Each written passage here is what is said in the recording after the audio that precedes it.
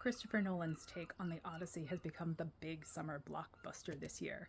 So if you have caught the bug and you want to read a little bit more about it, I have 4 great books to recommend for you, starting with Troy by Stephen Fry.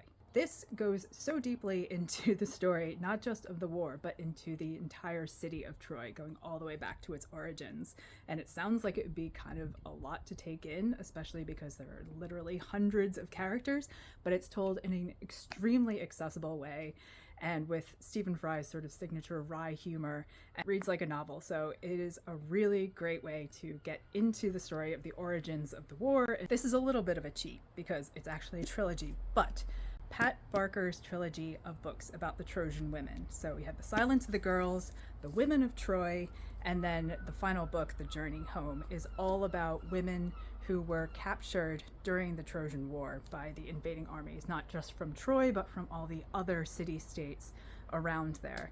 And it really goes quite deeply into what it was like for these women living in this society and experiencing these wars that these men were fighting, and how rough it was for them, but also the sort of camaraderie that developed between them and their communities, and the way that they supported and helped each other. The entire trilogy is really, really well worth a read, so I definitely recommend it. Circe by Madeline Miller. Everybody's heard of this one, but I'm going to recommend it anyway. I had some issues when I read it about the character. There were some aspects of her that kind of annoyed me, but overall it is a wonderfully written book, and like Samantha Morton's performance in the film, really gives a lot of depth to a character who's kind of not that deep in the actual Odyssey itself.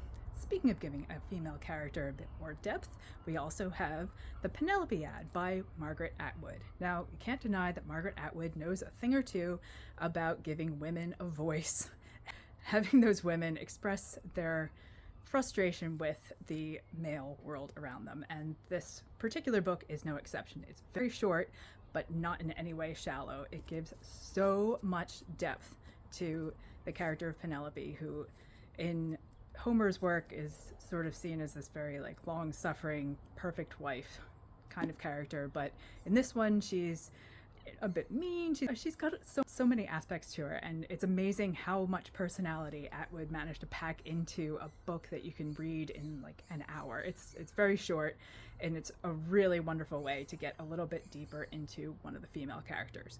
So there we go. We've got 4 books for you to follow up your viewing of the Odyssey with. Happy reading.